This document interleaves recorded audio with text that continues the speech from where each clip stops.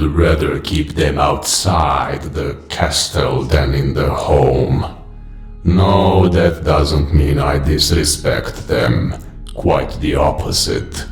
They aren't accustomed to 4 walls to a roof over their heads, although everyone needs shelter.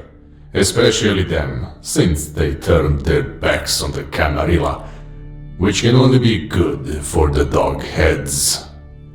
The name of the Gangrel clan is hidden in the shadows of time, wrapped in the darkness that gives birth to legends. There lies the enigmatic history of the Gangrel, origin obscured by mystery, forged in the crucible of survival, as ancient as the curse flowing through their vampiric veins. From the murky beginnings, intertwined with the first whispers of the undead, the Gangrel emerge, Inoya's children, embodiment of the wild heart of the night, claws, fangs, and eyes gleaming from the shadows of bushes, caves, meadows, illuminated in the moonlight.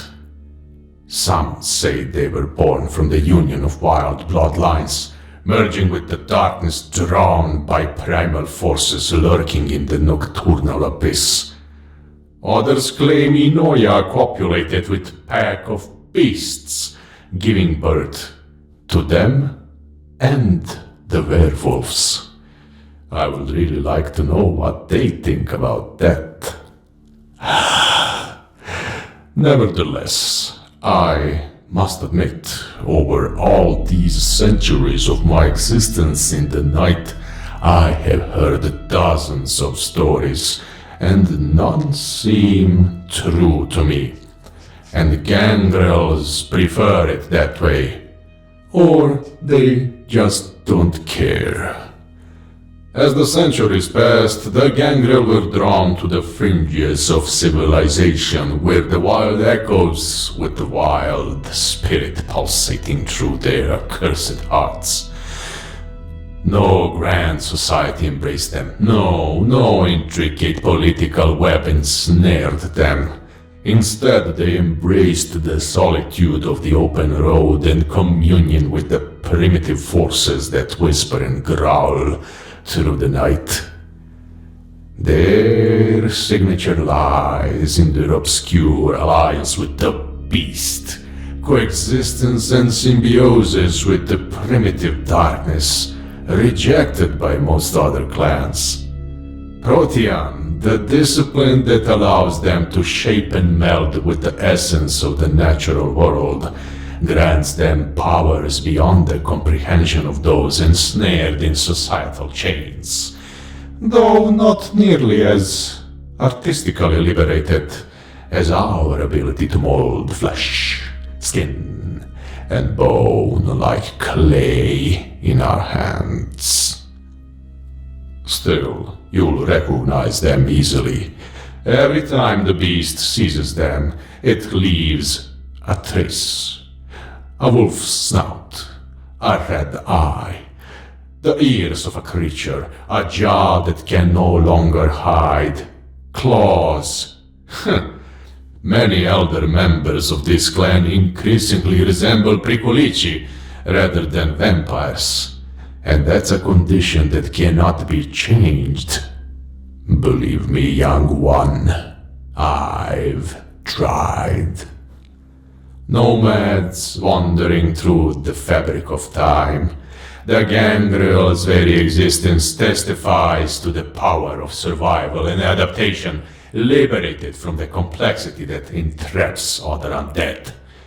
Their nomadic way of life allowed them to witness the rise and fall of kingdoms and empires, adapting, evolving in a quiet force woven into the historical canvas. I appreciate them greatly. Amidst the anarchs' uprising, the wild and untamed Gangrel stood among the rebels. Their nomadic core made them natural allies, but as the echoes of rebellion waned, cracks appeared within the clan, like veins on a pale arm. Some sought the structure of the Camarilla, while others remained true to their roots, casting shadows over what was once and all that casted shadows over what was once a relatively united lineage. Once they were stronger than today, a powerful force in the war against the loathsome Tremere, in the war of prophecies. Oh, how we feasted and reveled together, even danced around the fiery flower on the edge of the night and the opening of the fire eye, laughing and deeply imbibing vitae, enjoying knowing that in a very short time what remains of the filth that is Tremere will be scattered to all four corners of the world. Oh, my dear child, those were interesting times.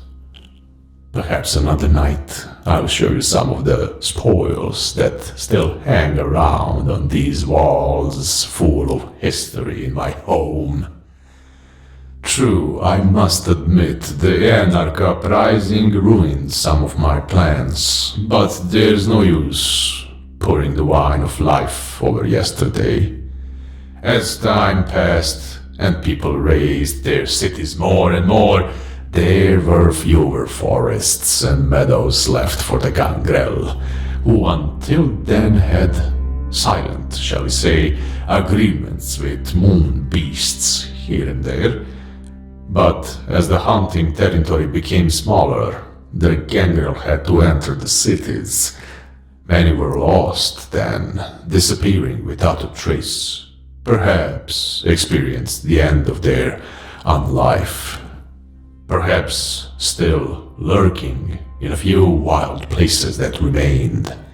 Some went to Hind, others to the deserts of Kitai and Mongolia.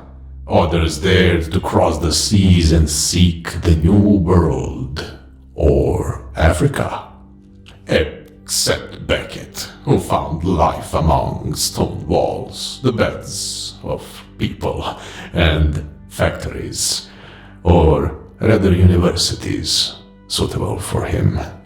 Although, here and there, throughout the centuries, I heard that a part of the clan adapted quite well to urban life, especially among the colonnades of Hellas, and instead of strengthening the body, they learned to hide very well in the shadows, much alike Nosferatu. From them came a good part of the Gangrel who joined the Sabbat, learning from the streets, passages, cobblestones, concrete paths, sewers and bridges. I must give them respect. Troglodytes know how to adapt.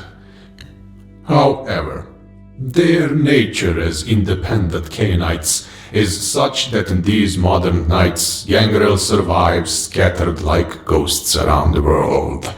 Their connection to nature and the beast gives them the ability to navigate the intricacies of the contemporary world, whether seeking refuge in the wild or seamlessly blending with the urban expanse of concrete, asphalt, steel, glass and plastic. Still, let's not forget those who still lurk in the last wilderness of this world. Legends whisper about Gangrels who forged alliances with ancient creatures, mythical beasts, and enigmatic spirits of the forest, desert, mountain, and even the sea. Such tales weave a creepy mystique, confirming the perception that Gangrels are not just vampires. None of us are just. But they embody the untamed night, shrouded in the ominous and threatening veil of their dark history. That's what fuels my hunger, their unknown, their veil of secrets, almost grotesque from the perspective of the clan's disinterest in finding their roots, their beginnings. But such is their nature. Truly old gangrels have long been dust, or they hide so well, so deep and so far, that seeking them is a waste, not of time. We have plenty of that, but of resources. Many of autarchs, especially my contemporaries, if they don't want to, you won't find them. Pay them homage when you see them, maintain contact if you can, and help when you wish. They will repay you. If you want, I'll tell you more about their deeper history some other night. But for tonight, take rest and write everything down. We will continue with the lessons some other night.